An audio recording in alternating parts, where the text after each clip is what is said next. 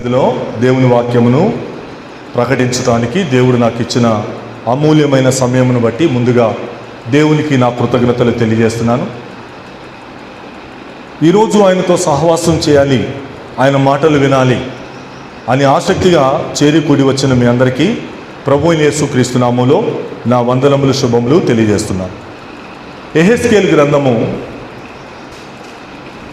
37వ అధ్యాయం నేనే చదువుతున్నాను, గమనించండి. మొదటి 7 వచనాలు చదువుతున్నప్పుడు అందరూ కూడా ఆ భాగమును గమనించండి. 37వ అధ్యాయము యెహెజ్కేలు మొదటి 7 వచనములు. యెహోవా హస్తము నా మీదికి వచ్చెను, నేను ఆత్మవశుడనై ఉండగా యెహోవా నన్ను తోడుకొని పోయి ఎముకలతో నిండి ఉన్న ఒక లోయలో నన్ను దింపెను. ఆయన వాటి మధ్య నన్ను అటు ఇటు నడిపించుచుండగా ఎముకలు అనేకములు ఆ లోయలో కనబడెను, అవి కేవలము ఎండిపోయినవి. ఆయన నరపుత్రుడా, ఎండిపోయిన ఈ ఎముకలు బ్రతకగలవా అని నన్ను అడగగా, ప్రభువా యెహోవా, అది నీకే తెలియనని నేనంటిని. అందుకు ఆయన ప్రవచనమెత్తి ఎండిపోయిన ఈ ఎముకలతో ఇట్లను, ఎండిపోయిన ఎముకలారా, యెహోవా మాట ఆలకించుడి. ఈ ఎముకలకు ప్రభు అయిన యెహోవా సెలవిచ్చినదేమనగా, మీరు బ్రతుకున్నట్లు నేను మీలోనికి జీవాత్మను రప్పించుచున్నాను. చర్మము కప్పి మీకు నరములనిచ్చి మీ మీద మాంసము పొదిగి చర్మము మీ మీద కప్పెదను. మీలో జీవాత్మనుంచగా మీరు బ్రతుకుదురు. అప్పుడు నేను యెహోవానై ఉన్నానని మీరు తెలుసుకొందురు. ఆయన నాకు ఇచ్చిన ఆజ్ఞ ప్రకారము నేను ప్రవచించుచుండగా గడగడమను ధ్వని ఒకటి పుట్టెను. అప్పుడు ఎముకలు ఒకదానితో ఒకటి కలుసుకొనెను. ప్రార్థన. పరిశుద్ధుడు అయిన తండ్రి, ప్రేమ కలిగిన మా ప్రభువా, ఇంతవరకు మాకు తోడై ఉండి నడిపించినావు, నీకు వందనాలు, స్తోత్రాలు. పాటలలో, ఆరాధనలో, నీ వాక్య పట్టణంలో మాకు తోడై ఉన్న దేవుడవు, నీకు వందనాలు. నీ అమూల్యమైన మాటలు, పరలోకపు మాటలు మేము వినబోతున్నాము. విరిచి వడ్డించండి, తృప్తిగా భుజించుటకు మీ సహాయము దయచేయండి. ఆత్మ సంగముతో చెప్పే ప్రతి మాట చెవిగలవాడు వినున్నట్లుగా సహాయము దయచేయండి. తీసుకుని వచ్చిన నీ బిడ్డలు బట్టి నీకు వందనాలు, స్తోత్రాలు. రావలసిన వారిని కూడా త్వరపెట్టి తీసుకుని రండి. ఈ సమయమంతటినీ మాకు ఆశీర్వాదకరంగా చేయండి. పలుకుబడే ప్రతి మాట, చెప్పబడే ప్రతి మాట నూరంతలుగా ఫలించుటకు సహాయము దయచేయండి. యేసుక్రీస్తు పరిశుద్ధ నామములో ఈ ప్రార్థన అడిగి వేడుకుంటున్నాము తండ్రి, ఆమేన్. ఒకనొక రోజున దేవుని హస్తము యెహెజ్కేలు మీదకి వచ్చింది. ఆయన ఆత్మవశుడై ఉన్నాడు, గమనిస్తూ ఉన్నాడు. ఇప్పుడు దేవుని యొక్క హస్తము ఆయనను తీసుకొని పోతుంది. ప్రయాణం ప్రారంభించాడు. ఎక్కడికి తీసుకెళ్ళాడు అంటే, ఎముకలతో నింపబడిన ఒక లోయలోనికి తీసుకుని వెళ్ళాడు. తీసుకువెళ్తే ఎక్కడికి తీసుకెళ్ళాలి? ఒక మంచి పట్టణంలోకి తీసుకెళ్ళాలి. తీసుకువెళ్తే ఎక్కడికి తీసుకెళ్ళాలి? ఒక మంచి ప్రదేశమునకు, తనకు ప్రయోజనకరమైన ప్రదేశంలోకి తీసుకుని వెళ్ళాలి. లోయలోనికి తీసుకుని వెళ్ళాడు. ఎముకలతో నింపబడిన ఆ లోయలోనికి యెహెజ్కేలు తీసుకొని పోబడ్డాడు. చూస్తున్నాడు, అదేమిటి? ఎడు చూసినా ఎముకలే. ఆ ఎముకల గురించి రాయబడిన మాట, అవి కేవలము ఎండిపోయినవి. గడగడమని శబ్దం వచ్చేటట్లుగా కేవలము ఎండిపోయిన పరిస్థితి వాటికి ఉంది. నడిపిస్తున్నాడు, కొంచెంసేపు అడు తీసుకెళ్తున్నాడు, కొంచెంసేపు ఇటు తీసుకెళ్తున్నాడు. ఆయనకేమీ అర్థం కావట్లా. కానీ ఒక విషయం అయితే అతనికి తెలుస్తూ ఉంది. దేవుడు తనను ఏదో ఒక పాఠం నేర్పించబోతున్నాడు, ఏదో ఒక సంగతి దాని నుండి నేర్పబోతున్నాడని అర్థమవుతుంది. ఇప్పుడు దేవుడు అంటున్నాడు, ఓ నరపుత్రుడా, ఓ యెహెజ్కేలు, ఈ ఎండిపోయిన ఎముకలు చూస్తున్నావే, ఈ ఎండిపోయిన ఎముకలు గమనిస్తున్నావే, ఇవి ఏమైనా బ్రతకగలవా? మనకి ఎలా అనిపిస్తుంది? అదేమండి, అదొక పిచ్చి ప్రశ్నలాగా ఉంటుంది. చనిపోయిన వారు ఎండిపోయిన ఎముకలతో ఉన్న పరిస్థితి ఎలా బ్రతుకుతాయి? ఎలా బ్రతకగలవు? అసాధ్యము, అసంభవము. అయితే దేవుడు అడిగిన ప్రశ్నకు ఆయన ఇచ్చిన జవాబు కూడా, దేవా నా ప్రభువా, అది నీకే తెలుసయ్యా, నాకేమీ తెలియదు, ఈ విషయంలో నేనేమి చెప్పలేను కూడా, నా నోట మాట రావట్లేదు, కాబట్టి నీకే తెలుసు, నాకేమీ తెలీదు, నేను జీరో అని తను తాను దేవుని ఎదుట తగ్గించుకొని ఒక శ్రేష్టమైన జవాబును చెప్పాను. వెంటనే దేవుడు ఏం చేస్తున్నాడు? ఓ నరపుత్రుడా, నీవు ప్రవచనమెత్తి ఇదిగో ఈ ఎముకలతో ప్రవచించు, ఈ ఎముకలతో మాట్లాడు, ఈ ఎముకలకు ప్రసంగం చేయి. ఎలా ఉంటుంది? ఏమండి, రాళ్ళు రప్పలున్న ప్రదేశంలోకి తీసుకుని వెళ్ళి, ఎండిపోయిన ఎముకల మధ్యకు తీసుకుని వెళ్ళి ఎవరినైనా ఒక సేవకుని మాట్లాడమంటే ఎలా ఉంటుంది? అవివేకంగా ఉంటుంది, ఒక పిచ్చితనముగా ఉంటుంది. కానీ దేవుడు అంటున్నాడు యెహెజ్కేలు తోటి, ఓ యెహెజ్కేలు, నీవు స్వరమెత్తి ప్రవచనమెత్తి ఈ ఎండిపోయిన ఎముకలతో మాట్లాడు. ఎండిపోయిన ఎముకలారా యెహోవా మాట ఆలకించండి, ఓ ఎండిపోయిన ఎముకలారా యెహోవా సెలవిచ్చే దానిని ఆలకించండి అని ఈయన చెప్పటం ప్రారంభించాం. అక్కడ రాయబడిన మాట ఏంటో తెలుసా? ఈ ఎముకలకు ప్రభువైన యెహోవా సెలవిచ్చినది. ఎముకలకు ప్రభువు, ఎండిపోయిన ఎముకలకు ఆయన ప్రభు. ఈ లోకములో దేవుడు దేనికైనా ప్రభువే, ఆయన సమస్తమునకు మానవాళికి ప్రభువే, సూర్యచంద్ర నక్షత్రములకు ప్రభువే, మహాకాశములకు ప్రభువే, సృష్టించబడిన ప్రతిదానికి ప్రభువే, ఆఖరికి ఈ ఎండిపోయిన ఎముకలకు కూడా ప్రభువే. అక్కడ రాయబడిన మాట 5వ వచనంలో, ఈ ఎముకలకు ప్రభు అయిన యెహోవా సెలవిచ్చినదేమనగా, ఓ ఎముకలారా మీ ప్రభు సెలవిస్తున్నది, ఓ ఎముకలారా మీ ప్రభు అయిన దేవుడు మాట్లాడుచున్నది, జాగ్రత్తగా వినండి. ఇప్పుడు మీరు బ్రతుకున్నట్లు మీలోనికి జీవాత్మను రప్పించుచున్నాను. ఇప్పుడు మీరు బ్రతకాలి, మీరు సజీవులవ్వాలి, కాబట్టి మీలోనికి నేను జీవాత్మను రప్పించుచున్నాను. ఆ ప్రభువే నా ద్వారా ఆ జీవాత్మను రప్పించుచున్నాడు. ఇప్పుడు ఆ ఎముకలన్నిటికీ ఏమి సంభవించబోతుంది? ఇప్పుడు ఆ ఎముకలన్నిటికీ ఏమి జరగబోతుందంటే, నరములు రాబోతున్నాయట, మాంసము రాబోతుందట. ఇప్పుడు చర్మముతో దేవుడు ఆ ఎముకలను కప్పబోతున్నాడట. ఎప్పుడైతే ఆ యొక్క ప్రక్రియ ఎంతో జరుగుతుందో అప్పుడు మీరు బ్రతుకుతారు అని ఆ ఎముకలతో యెహెజ్కేలు మాట్లాడుతున్నాడు. ఇది ఒక అద్భుతమైన సన్నివేశం. ఆత్మవశుడైనటువంటి యెహెజ్కేలుకు దేవుడు ఈ అంతా కూడా తెలియజేస్తున్నాడు. అప్పుడు నేను యెహోవానై ఉన్నానని మీరు తెలుసుకుంటారు. ఎవరు? చనిపోయిన ఆ ఎముకలు, ఎండిపోయిన ఆ ఎముకలు నరములు వచ్చిన తర్వాత, మాంసము వచ్చిన తర్వాత, చర్మము కప్పబడిన తర్వాత ఆ దేవుడు తమ దేవుడని ఆ బ్రతికించబడిన వారు తెలుసుకుంటారు అని దేవుని యొక్క వాక్యము సెలవిస్తుంది. ప్రియమైన వాళ్ళారా, ఇప్పుడు దేవుడు తనకిచ్చిన ఆజ్ఞను బట్టి ఆయన ప్రవచిస్తున్నాడు, ఆయన మాట్లాడుతూ ఉన్నాడు, వాటికి తన వాక్యమును, జీవవాక్యమును అందిస్తున్నాడు. వెంటనే గడగడమనే ఒక శబ్దము ఆయన వినటం ప్రారంభించాడు. గడగడమంటున్న ఎముకలు, అప్పటి వరకు కదలిక లేదు, అప్పటి వరకు చలనము లేదు, అప్పటి వరకు జీవము లేదు. ఇప్పుడు ఆ ఎముకలు ఒకదానితో ఒకటి అతుకుకోవటం, కలుసుకోవటం ప్రారంభించింది. ప్రియమైన దేవుని ప్రజలారా, ఇది యెహెజ్కేలు లోయలో చూసిన ఒక సన్నివేశం.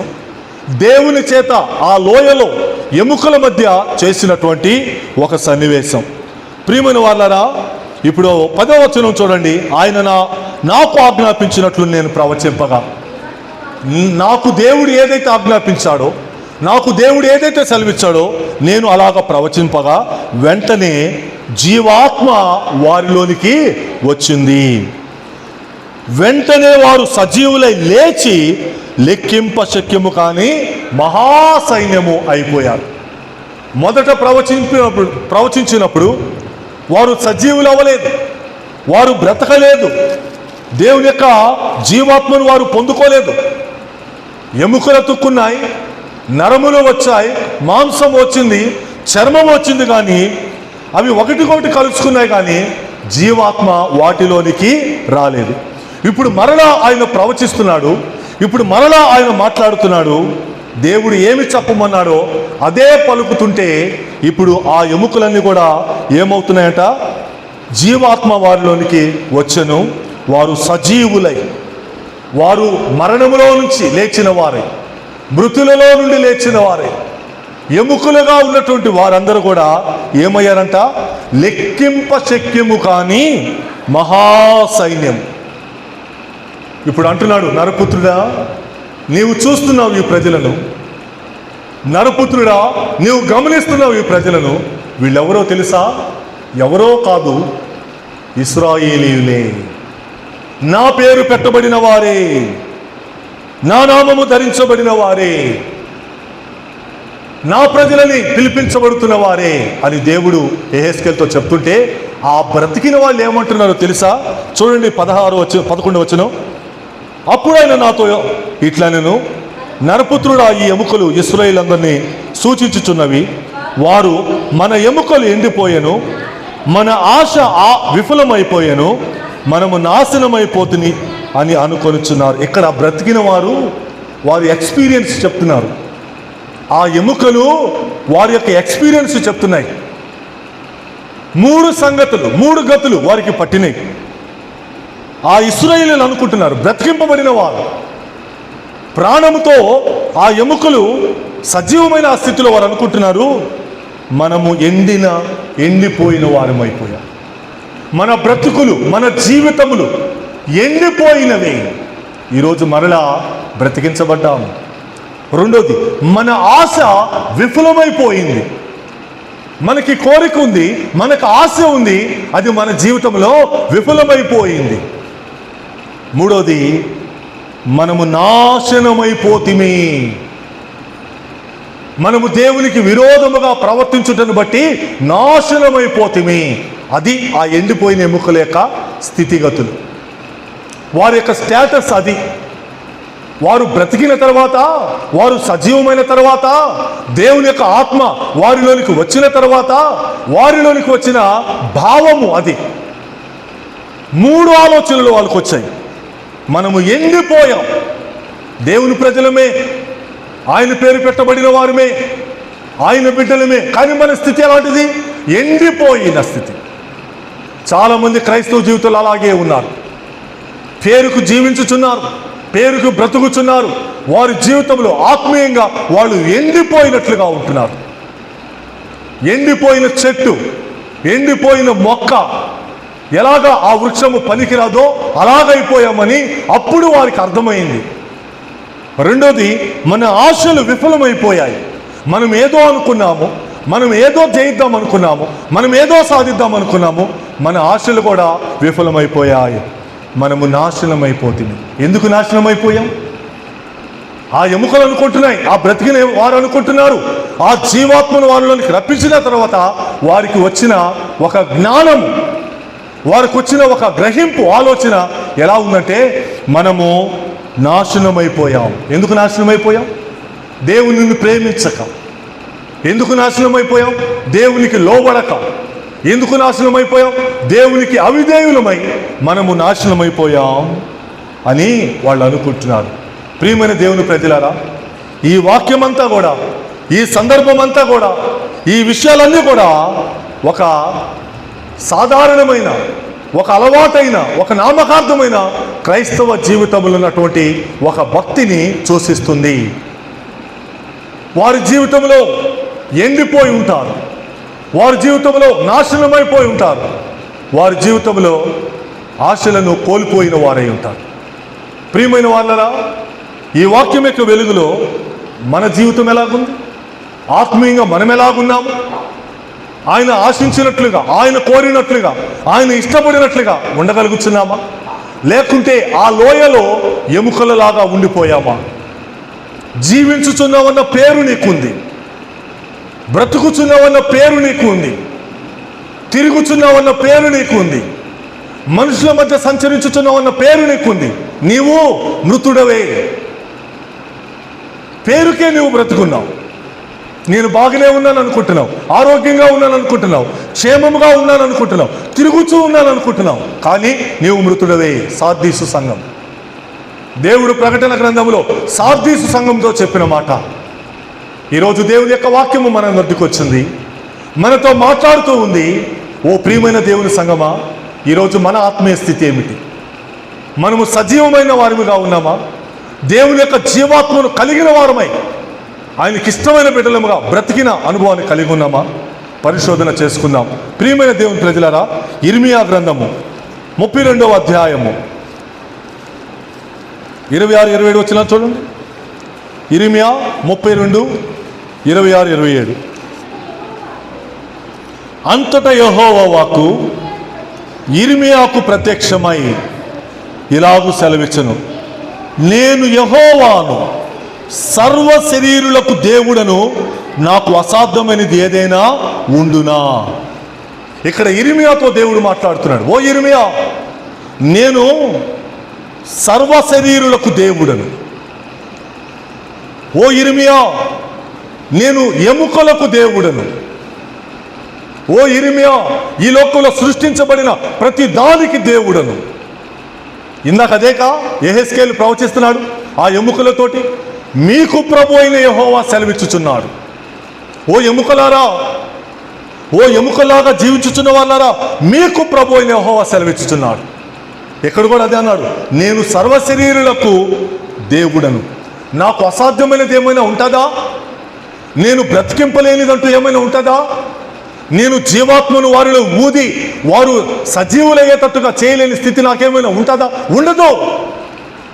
నేను సజీవుడను. నేను అసాధ్యములకు సాధ్యము చేసేవాడిని. అసాధ్యములకు దేవుడను. అక్కడ ఎముకలతో కూడా దేవుడు అసాధ్యమైన పనిని చేసి వాటిని బ్రతికించాడు. వారికి ఒక ఆలోచనను తీసుకొచ్చారు. వారు ఎవరో కాదు, తన ప్రజలే అని దేవుడు చెప్పాడు. ప్రియమైన దేవుని ప్రజలారా, ఈరోజు నీ జీవితంలో ఎండిపోయిన స్థితి, ఈరోజు నీ జీవితంలో ఆశలు విఫలమైపోయిన స్థితి, ఈరోజు నీ జీవితంలో నాశనమైపోయిన స్థితి ఏమైనా ఉంది అనుకుంటున్నావా? దేవుడు నీతో మాట్లాడుతున్నాడు. నిన్ను మరలా బ్రతికించగలడు. ఓ నరపుత్రుడా, ఈ ఎముకలు బ్రతకగలవా? నాకు తెలియదయ్యా, నీకే తెలుసు. దేవునికి మాత్రమే తెలుసు మనం బ్రతకగలమో లేదో. ఆయన మాత్రమే ఎరిగి ఉన్నాడు మన నిజమైన స్థితి ఏదో. ఆ రోజు ఇర్మియాతో కూడా అదే అంటున్నాడు, నేను సర్వ శరీరులకు దేవుడు, సర్వ సృష్టికి దేవుడు. ఆ మాటకు వస్తే సర్వ ఎముకలకు, నరపుత్రులకు నేను దేవుడును. నాకు అసాధ్యమైనది ఏమైనా ఉండునా? ఒక చోట అంటున్నాడు దేవుడు, యెషయా గ్రంథము 41వ అధ్యాయము 19వ వచనం. యెషయా 41:19 చూడండి. ఆయన ఏమంటున్నాడు? ఆయన ఎలాంటి వాడో తెలుసా?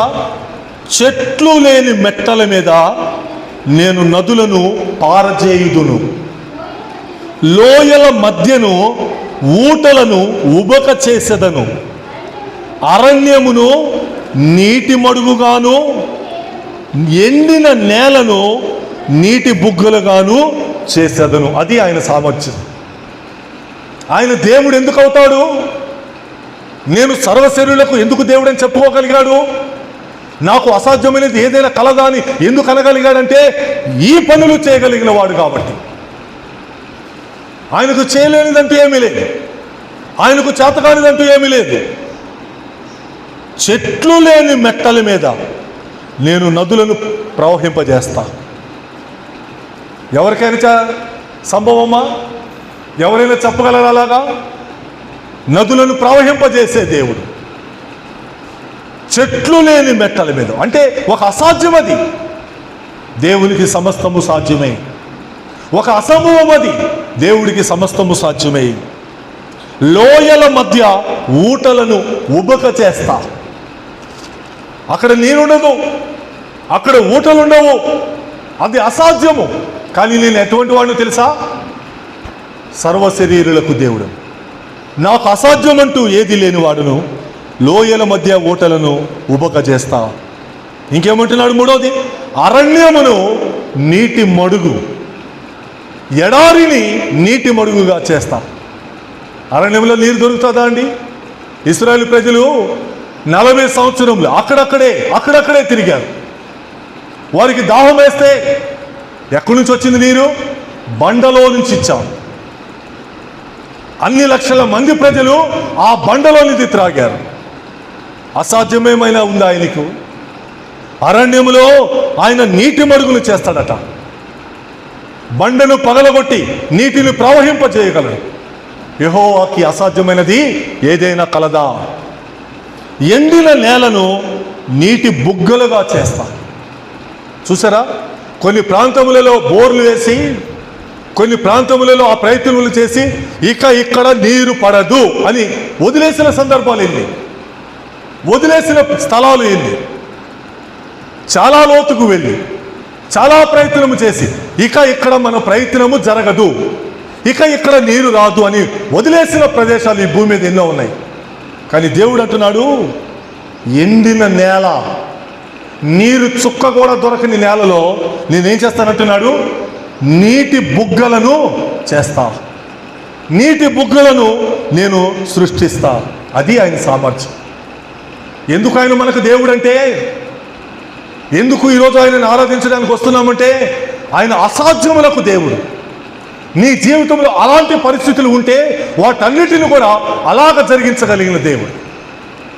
కొంతమంది జీవితాలు అలాగే ఉంటాయి, ఎండిపోయినట్లుగా, అరణ్యమయమైపోయినట్లుగా, చెట్లు లేని మెట్టలుగా, లోయలలాగా ఉండిపోతాయి వారి జీవితాలు. సారం ఉండదు, పచ్చదనం ఉండదు, జీవం ఉండదు, నిరీక్షణ కోల్పోయి ఉంటారు, ఆశను కోల్పోయి ఉంటారు. ఇక మా వల్ల కాదు, ఇక మా జీవితంలో ఇది జరగదు, ఇక దేవుడు చెయ్యడు అని వారు ఒక ముగింపుకు వస్తారు. కానీ దేవుడు ఆఖరికి ఎండిపోయిన ఎముకలను కూడా బ్రతికించి వాటిలో జీవాత్మను నింపి వాటిని మహాసైన్యముగా చేయగలిగిన వాడు. నీ జీవితంలో అట్టి కార్యములు చేయుటకు దేవుడు సమర్థుడు. నిరీక్షణ కోల్పోవద్దు, ఆశను కోల్పోవద్దు. మా ఆశ అక్కడ అయిపోయింది, ఆవిరి అయిపోయింది అన్నారు. అక్కడ ఆశలు ఆవిరి అయిపోతాయి, ఆశలు నాశనమైపోతాయి. కానీ మన దేవుడు వాటన్నిటిని కూడా మరలా తిరిగి రప్పించగలడు, మనకు ఇప్పించగలడు, మనకు సమకూర్చగలడు. యెహెజ్కేలు గ్రంథంలో మనం చదివింది అదే. అట్టి దేవుడిని ఆరాధిస్తున్నాం, అట్టి దేవుడు మన దేవుడు అని చెప్పుకుంటున్నాం. అందుకంటాడు పౌలు, నేను ఎరిగిన వాడిని, నేను నమ్మిన వాడిని ఎరుగుదును గనక నేను సిగ్గుపడను. నేను నమ్మాను, ఆయన ఎట్టివాడు నాకు తెలుసు, ఆయన సామర్థ్యము నాకు తెలుసు, కాబట్టి నేను సిగ్గుపడను. సిగ్గుపడనివ్వని వాడు మన దేవుడు, తల దించుకోనివ్వని వాడు మన దేవుడు. అట్టి దేవుని ఆరాధించేవారు మనం. ప్రియమైన దేవుని ప్రజలారా, ఒకళ్ళు మీ జీవితంలో ఇటువంటి పరిస్థితులు ఉంటే దేవుడు సాధ్యము చేస్తాడు. ఒకళ్ళు నీ జీవితంలో ఇక జరగవు అనుకుంటున్నావేమో, ఆయన యందు విశ్వాసం ఉంచితే, ఆయన యందు నిరీక్షణ ఉంచగలిగితే దేవుడు అట్టి కార్యములు చేస్తాడు. ప్రియమైన దేవుని ప్రజలారా, యెషయా గ్రంథము 55వ అధ్యాయం 10వ వచనము కూడా చూద్దామండి. యెషయా 55:10.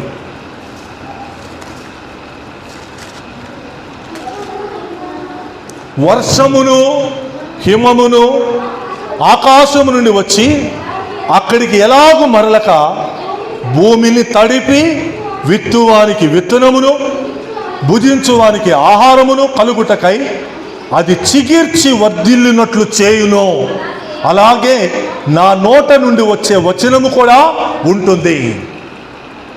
ఎంత శ్రేష్టమైన పోలిక, ఎంత శ్రేష్టమైన సన్నివేశం, సందర్భం. ఆకాశం నుండి వర్షం వస్తుంది, ఆకాశం నుండి హిమం వస్తుంది, అవి మళ్ళా తిరిగి వెనక్కి వెళ్ళవు. ఒక్కసారి బయలుదేరితే అవి బయలుదేరి వచ్చిన ప్రదేశం నుండి ఎక్కడికైతే వచ్చి చేరాలో అక్కడికి వచ్చి చేరాల్సిందే. మధ్యలో దారి తప్పవు, మధ్యలో త్రోవ తప్పవు. మరలా తిరిగి ఎక్కడి నుంచి వచ్చాయో అక్కడికి అవి వెళ్ళిపోవు. ఒక్కసారి బయలుదేరితే అవి చేరవలసిన స్థలము, వాటి గమ్యము చేరే వరకు అవి వచ్చి తీరాల్సిందే. మరలక ఏం చేస్తాయట? భూమిని తడిపి విత్తువానికి విత్తనమిస్తాయి. ఆ హిమము, ఆ వర్షము ఆకాశము నుండి బయలుదేరి వెనక్కి పోవు, దారి తప్పవు. భూమిని తడుపుతాయి, విత్తువానికి విత్తనమిస్తాయి, విత్తువానికి ఆహారం ఇస్తుంది, విత్తువానికి భోజనము ఇస్తుంది. విత్తనమును భుజించువానికి ఆహారమును కలుగుటకై. విత్తేవాడికేమో విత్తనము, భుజించేవాడికేమో ఆహారము. ఆ వర్షము హిమము ఇస్తుంది. దేవుని యొద్ద నుండి వచ్చిన, దేవుని చేత పంపబడిన ఆ వర్షము, ఆ హిమము నీకు నాకు ఆ భాగ్యము కలుగజేస్తాడు. వ్యవసాయదారుడు విత్తనము వేస్తే వాడికి విత్తనం ఇస్తుంది, భోజనమునకు మనకు భోజనం ఇస్తుంది. అది చిగిర్చి వర్ధిల్లునట్లు చేస్తుంది. అది ఎలాగ చిగిర్చి వర్ధిల్లునట్లు చేస్తాదో, ఆ విత్తనమును, ఆ మొక్కను, ఆ మొలకను చిగిర్చి వర్ధిల్లునట్లు చేస్తాదో, అలాగే నా నోట నుండి, దేవుడు ఎంత సూటిగా చెప్పాడో చూడండి, నా నోట నుండి వచ్చే వచనము అట్లాగే ఉంటుంది. జీవాత్మను మీలోనికి రప్పిస్తున్నాను ఓ ఎముకలారా. ఇప్పుడు జీవాత్మ మీ మీదకు వచ్చి మిమ్మల్ని జీవింపజేస్తుంది, మిమ్మల్ని బ్రతికింపజేస్తుంది. ఎండిపోయిన స్థితిలో నుంచి మహాసైన్యముగా మీరు కాబోతున్నారు. ఆయన నోటి మాటలు అంత గొప్పవి, ఆయన నోటి మాటలకు అంత శక్తి ఉంది, ఆయన వాక్యములకు, ఆయన జీవాత్మకు అంత బలం ఉంది. మరణించిన లాజరు బయటికి రమ్మంటే ఆ మరణించిన వాడు బయటికి వచ్చాడు. బ్రతికిస్తుంది. నీ వాక్యమే నన్ను బ్రతికించును, బాధలలో నాకు నెమ్మది కలుగజేస్తాను. అది బ్రతికించగలదు, నీ బాధలలో నీకు నెమ్మది కూడా కలుగు చేయగలదు. నాకింకా ఆశలు లేవనుకొనుగా నా ఆశ నీవైతివే పాడుతున్నాడు భక్తుడు. నాకు ఇక ఆశ లేదు, నాకు ఇక నిరీక్షణ లేదు, నాకు ఇక సమాధానం లేదు అనుకుంటున్న పరిస్థితిలో ఆయన యొక్క స్థితి అంత గొప్పదిగా ఉంటుంది. ఇప్పుడు ఏం చేస్తాడంట? వాటిని ఎలాగా చిగిర్చి వర్ధిల్ల చేస్తాడో నా నోట నుండి వచ్చే మాట. ఓ ఎముకలారా, మీ ప్రభువు యెహోవా సెలవిచ్చినదేమనగా, మీ ప్రభువు యెహోవా తన జీవాత్మను మీలోనికి పంపించబోతున్నాడు. లేవండి, మీరు తిరిగి బ్రతకండి, మీ జీవితంలో సారమును, పచ్చదనమును మరలా పొందండి అని యెహెజ్కేలు ఎప్పుడైతే ప్రవచించాడో, ప్రకటించాడో, అవన్నీ గడగడమని శబ్దం వచ్చి ఒకదానితో ఒకటి అతుక్కొని మహాసైన్యమైంది. జీవాత్మను దేవుడు ఊదగా వాటిలోనికి జీవాత్మ వచ్చింది. ప్రియమైన దేవుని ప్రజలారా, నిన్ను నన్ను కూడా దేవుడు అలా బ్రతికించగలడు. ఈరోజు చాలామంది వారి ఆత్మీయ జీవితంలో ఎండిపోయిన స్థితిలో, వారి జీవితంలో అణగారిపోయిన స్థితిలో, వారి జీవితంలో ఏమాత్రము కూడా ఆశ లేని స్థితిలో వారు బ్రతుకుతున్నారు. కానీ దేవుడికి సమస్తము సాధ్యమే. ఆయన సర్వశరీరులకు దేవుడు. ఓ ఇర్మియా, నాకు అసాధ్యమైనది ఏదైనా కలదా? లేవియా కాండంలో దేవుడు ఏమన్నాడంటే తన ప్రజలతో ఆయన సూటిగా చెప్పాడు. అక్కడ 18వ అధ్యాయము 5వ వచనం, లేవియా కాండము 18:5.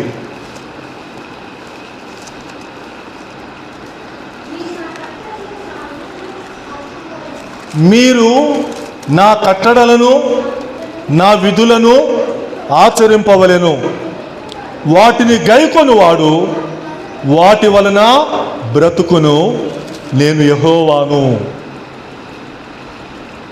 సూటిగా చెప్పాడు. ఆ రోజు ఇశ్రాయేలు ప్రజలతో దేవుడు చెప్తున్నాడు, ఓ ఇశ్రాయేలు, నీ దేవుడే యెహోవా సెలవిచ్చినది విను.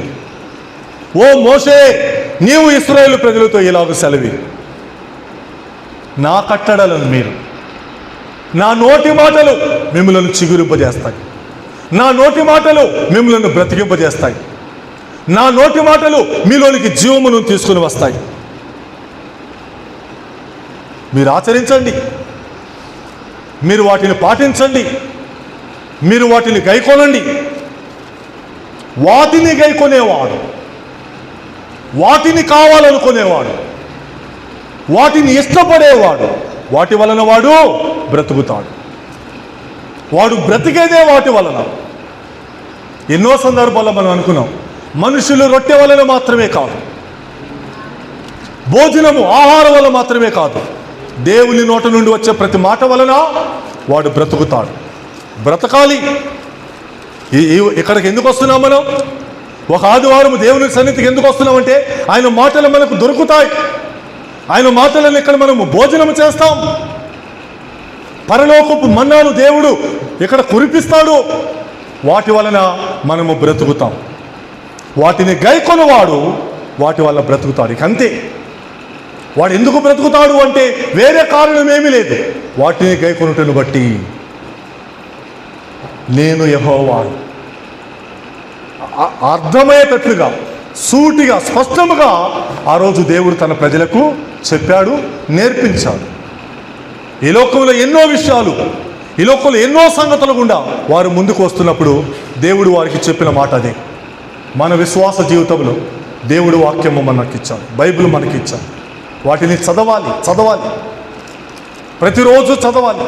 ప్రతి వారము క్రమము తప్పకుండా వచ్చి ఆయన యొక్క సన్నిధిలో ఆయన మాటలు వినాలి, భుజించాలి.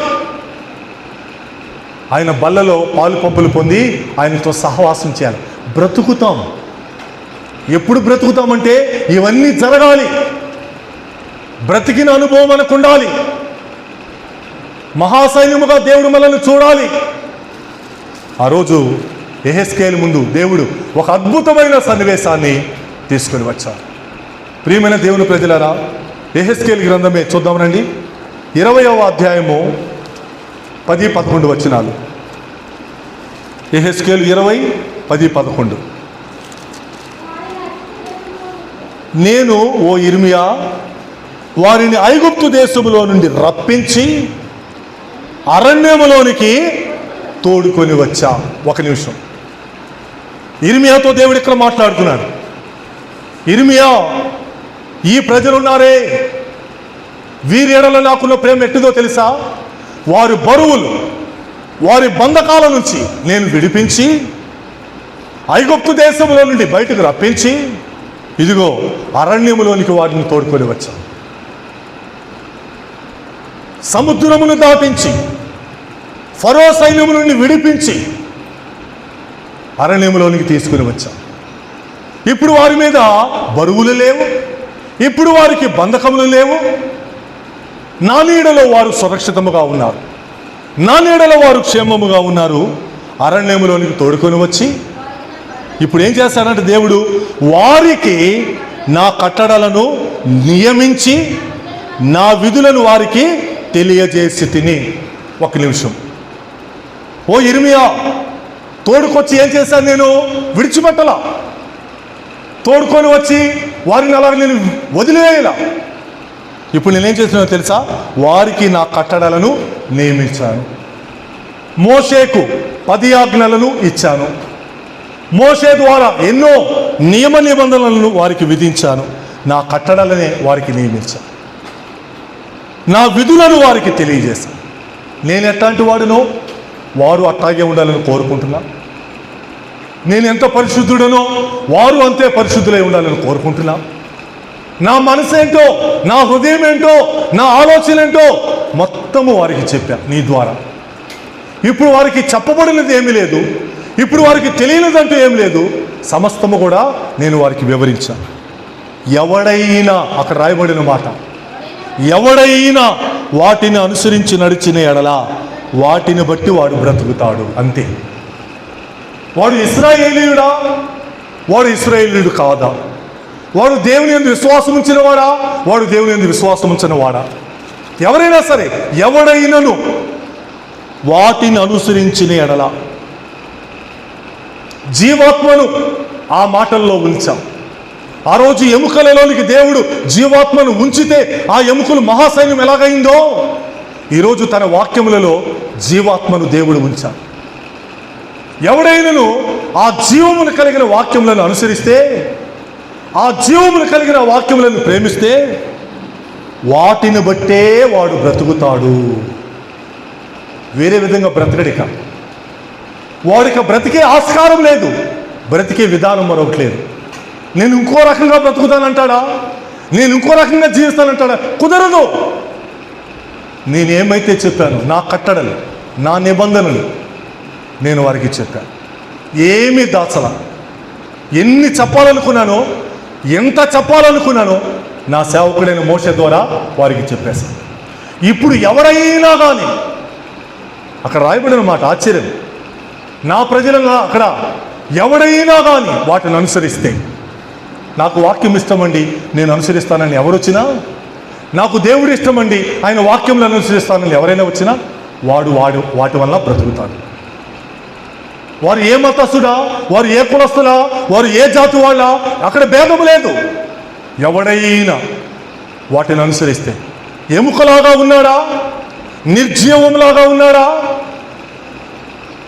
జీవించుచున్న అన్న పేరే ఉంది కానీ మృతమై ఉన్నాడా, వాడు బ్రతుకుతాడు. ఆ రోజు అక్కడ బ్రతికించాడు దేవుడు. నరములను ఏర్పాటు చేసి, మాంసములు ఏర్పాటు చేసి, చర్మమును ఏర్పాటు చేసి తన జీవాత్మను ఆ ఎముకలకు ఊదితే వారు మహాసైన్యమయ్యారు. ప్రియమైన దేవుని ప్రజలారా, దేవుని ఎదుట మనం అలాగే ఉండాలి. దేవుని బిడ్డలమైన మనము అలాగ బ్రతికించబడిన అనుభవం కలిగి ఉండాలి. ఆ ఎవడైనా వాటిని అనుసరిస్తే బ్రతుకుతాడన్నారు కదా, ఆ ఎవడైనా దానిలో నేనుంటే ఎంత బాగుండు, ఆ ఎవడైనా దానిలో మనమందరం ఉంటే ఎంత బాగుండు. అది మనకు కావాలి. ప్రభువా, నేను బ్రతకాలనుకుంటున్నానయ్యా, నీ కళ్ళ ఎదుట, నీ సముఖం ఎదుట నేను బ్రతకాలనుకుంటున్నానయ్యా. దానిని నేను బ్రతకాలన్న అనుభవం నాకు కావాలంటే నిన్ను అనుసరించాలి, నీ కట్టడలు అనుసరించాలి. దానిలో జీవం ఉంది, దానిలో నీ జీవాత్మ నుంచావు, నీ వాక్యము బ్రతికిస్తుంది. ఎంతోమంది నిర్జీవమైన స్థితిలో వచ్చి కూర్చుంటే వారితో దేవుని వాక్యం మాట్లాడుతుంది, వారిని తెప్పరిల్ల చేస్తుంది, వారిని ఉత్సాహపరుస్తుంది, వారిని ఉజ్జీవింపజేస్తుంది. ఈరోజు ప్రియమైన దేవుని ప్రజలారా, ఈ మాటలు విలుచున్న నీవు ఎక్కడైనా ఎముకలాగా ఉండిపోయావా, ఎక్కడైనా నిర్జీవముగా ఉన్నావా? ప్రభువా, నీ జీవాత్మను నాలోనికి ఊదు, నీ జీవాత్మను నాలోనికి ఊదు, నన్ను బ్రతికించు. నా జీవితంలో అంతా ఎండిపోయినట్టుగానే ఉందయ్యా, ఎటు చూసినా ఆశ నిరీక్షణ లేకుండా ఉంది. నా జీవితమును పచ్చగా చేయవా, నా బ్రతుకును పచ్చగా చేయవా. నా జీవితంలో నేను ఏటుకోసమైతే ఎదురు చూస్తున్నాను వాటిని మరలా నాకు అనుగ్రహించవా. ప్రియమైన దేవుని ప్రజలారా, అదే యెహెజ్కేలు గ్రంథం 33:14 యెహెజ్కేలు 33:14 నుండి, మరియు నిజముగా మరణము నొందుదు అని దుర్మార్గుడికి నేను సెలవేగా, అతడు తన పాపము విడిచి నీతి న్యాయములను అనుసరించుచు కుదువ సొమ్మును మరలా అప్పగించుచు తాను దొంగిలని దానిని మరలా ఇచ్చివేసి పాపమును జరిగింపక ఉండి జీవనాధారములకు కట్టడలను, అక్కడ రాయబడిన మాట అది మీరు బాగా గమనించాలి. అక్కడ జీవనాధారములకు కట్టడలను అనుసరించిన ఎడల అతడు మరణము నొందక అవశ్యముగా బ్రతుకును. ఎవడు అవశ్యముగా బ్రతుకుతాడు? ఎవడు తిరుగు లేకుండా బ్రతుకుతాడు? ఎవడు అద్వితీయంగా మరలా పుంజుకుంటాడంటే వాడే. ముందేమన్నాడు దేవుడు? అరే నరపుత్రుడా, నువ్వు మరణమవుతావని చెప్పాడు దేవుడు, గద్దించాడు, హెచ్చరించాడు. ఇప్పుడు ఏం చేశాడు అతను? వెంటనే తన పాపమును విడిచిపెట్టేశాడు, ఆ గద్దింపుకు లోబడ్డాడు, ఆ హెచ్చరికకు లోబడ్డాడు, నీతి న్యాయములను అనుసరించడం ప్రారంభించాడు, కుదువ సొమ్ము మరలా అప్పగించేశాడు, తాను దొంగిలించిన దానిని మరలా ఇచ్చివేసి పాపము జరిగించకుండా ఉన్నాడు. అంత మాత్రముతోటి సరిపోలా, వాటిని చేస్తూ వాటిని జరిగిస్తూ రాయబడిన అమూల్యమైన మాట జీవనాధారములకు కట్టడలు. అది మీరు అండర్లైన్ చేసుకోండి ఆ పదం. ఆయన కట్టడలు ఎలాంటివో తెలుసా? జీవనాధారం. ఆయన కట్టడలకు ఆ శక్తి ఉంది. ఈ లోకములో దేనికి లేదు ఆ భాగ్యం. ఏ మాటలకు, ఏ వాక్యములకు లేదు, ఏ గ్రంథములకు లేదు ఆ వాక్యం. జీవనాధారం, నిన్ను నన్ను బ్రతికించేది, ఎముకలకు నరములను, మాంసమును, చర్మమును పొదిగి ప్రాణమును వసిగేది జీవనాధారములకు కట్టడం. వాడు అనుసరించిన ఎడల అతడు మరణము పొందడు, అవశ్యముగా బ్రతుకుతాడు. అతడు మరణము చూడడు, అతడు మరణమును ఎరగడు. 4 కార్యాలు చేశాడు, ఇప్పుడు వాటిని జరిగింపడు, ఇప్పుడు వాటిని ఇచ్చివేశాడు, ఇప్పుడు తను జాగ్రత్త పడ్డాడు, ఇప్పుడు పాపము చేయకుండా ఉన్నాడు. ఇప్పుడు జీవనాధారములకు కట్టడలను అనుసరించటం ప్రారంభించాడు. ఆ కట్టడలు వాడిని బ్రతికించబోతున్నాయి. వాడు మరణము నొందక, వాడిని మరణింపనీయక ఆ జీవనాధారములకు కట్టడలను వాడు అనుసరిస్తే వాడు బ్రతుకుతాడు. మన మీద ఉన్న పెద్ద పని అదే. మన జీవితంలో మనము చేయవలసిన పని అది. మందిరములకు వచ్చానంటే సరిపోదు, నేను దేవుని యొక్క వాక్యం విన్నానంటే సరిపోదు, నేను పాటలు పాడగలను, లేకుంటే నేను ఇంకేమైనా చేయగలను, ప్రార్థన చేయగలను అనుకుంటానంటే సరిపోదు. కొన్ని ఇచ్చివేయవలసినవి, కొన్ని మానివేయవలసినవి, కొన్ని ఆపివేయవలసినవి చేసి జీవనాధారములకు ఆయన కట్టడలున్నాయే. నేను వారికి ఇచ్చాను అన్నాడే. ఎవడైనా వాటిని అనుసరిస్తే బ్రతుకుతాడన్నాడే. వాడు బ్రతుకుతాడు, వాడికి ఇక మరణమే లేదు. నీవు నేను యేసుని నమ్ముకుంటే, నీవు నేను దేవుని విశ్వాసం ఉంచితే మనకు కలిగే భాగ్యం అదే. మరణమే లేదు. ఇక భౌతిక సంబంధమైనది కాదు, అది ఆత్మ సంబంధమైనది. నిత్యము యుగయుగములు దేవునితో కలిసి ఉండబోతున్నావు. వాడు మరణమునందడు, వాడు పాతాళము చూడడు, వాడు జీవిస్తాడు, బ్రతుకుతాడు. బ్రతకాలండి, దేవుడు మనల్ని బ్రతకాలనే ఈ యొక్క వాక్యం. మనము బ్రతికిన అనుభవాన్ని కలిగి ఉండాలనే దేవుడి మాటలు. ఆ బ్రతికిన స్థితిని మనం నేర్చుకోవాలి, పాటించాలనే ఈ వాక్యం, ఈ ఆరాధన, ఈ మందిరం. చెప్పాను కదా పోయినసారి, దేవుని మందిరానికి ఎందుకు వెళ్ళాలంటే అక్కడ దేవుడు తన కట్టడలు మనకు నేర్పిస్తాడు. అక్కడే నేర్చుకుంటాం. ఎంత విలువైన చోటిది, ఎంత అమూల్యమైన చోటిది. దేవుడు తన సేవకుని స్వాధీనంలో పరుచుకొని ఇర్మియా ద్వారా మాట్లాడినట్లుగా, యెహెజ్కేలు ద్వారా మాట్లాడినట్లుగా మాట్లాడే చోటిది. అందుకే ఒక ఆదివారమును చాలా విలువగా ఎంచాలి మనం. ఒక పరిశుద్ధ దినం అంటే అంత విలువ మనకి తెలియాల. నేను బ్రతుకుతాను అక్కడికి వెళితే జీవనాధారములకు కట్టడలు దేవుడు నాకు బోధిస్తాడు. నేను అక్కడ నేర్చుకుంటా, నేను అక్కడ తెలుసుకుంటా. ఇప్పుడు ఎవడైనా వాటిని అనుసరిస్తే అన్నాడు కదా, ఆ వాడిలో నేనుంటా, ఆ ఆమెలో నేనుంటా అనుకోగలిగితే శ్రేష్టమైన బ్రతుకి లోకలు దేవుడు మనకిస్తాడండి. సో ఎముకల లాంటి స్థితిలోంచి బయటపడదాం, ఎండిపోయిన జీవితాల్లోంచి బయటపడదాం, మోడు మారిపోయిన జీవితాల్లోంచి బయటపడదాం. చిగురింప చేయబడాలి, మరలా సైన్యం అవ్వాలి, మరలా ఆయన బిడ్డలమవ్వాలి. ఆయన యొక్క కృపచేత, ఆయన వాక్యముల చేత బ్రతికించబడాలి. సో దేవుడే అటువంటి ఎండిపోయిన స్థితిలో ఉన్న మనకు తన జీవాత్మను ఊది ఆ రోజు లోయలో ఉన్న ఎముకలను బ్రతికించినట్లుగా మిమ్ములను నన్ను బ్రతికించి శాశ్వతముగా ఆయన రాజ్యంలో మనను తనతో కూడా కూర్చుండబెట్టునుగాక. ఆమేన్. తలలు వంచండి.